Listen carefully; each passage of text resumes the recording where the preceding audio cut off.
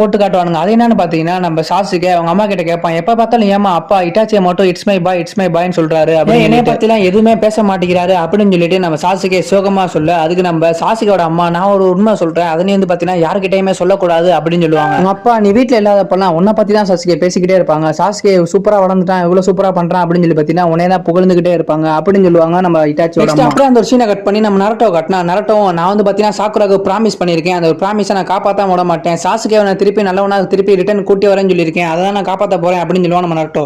Kakashi sensei என்னோட ninja வேணும்னு சொல்லிட்டு உங்களுக்கு நல்லாவே தெரியும் அப்படின்னு சொல்லிட்டு நம்ம கக்காசி கிட்ட சொல்ல, கக்காசியும் நான் உன்னை மட்டும் தான் நம்பி இருக்கேன் நரட்டோ அப்படின்னு சொல்லுவாரு. நெக்ஸ்ட் நம்ம சாசுகே வேகமா வெறித்தனமா ஓடிட்டு இருப்பான். அப்படியே நம்ம பின்னாடி பாத்தீங்கன்னா நம்ம தலைவன் நரட்டோவும் நீ எங்கடா போற நான் உன்னை விட மாட்டேன்னு சொல்லிட்டு பாத்தீங்கன்னா துரத்திக்கிட்டே வந்துகிட்டு இருப்பான். அகுரமோ சின்னதா ஒரு ஸ்டோரி சொல்லுவாரு, எனக்கு வந்து பாத்தீங்கன்னா 2 பயலுக இருந்தானுங்க இந்திரா அசுரான்னு சொல்லிட்டு, ஆனா நான் இந்திராவை நம்பாம அசுராவை நம்பி எல்லா பொறுப்பையும் படிச்சனாலதான் அசுராக்கும் எனக்கும் ஒரு சின்ன பிரச்சனையாச்சு. இப்ப இருக்க சாசுகேவை பார்த்தாலும் கரண்ட் மதரா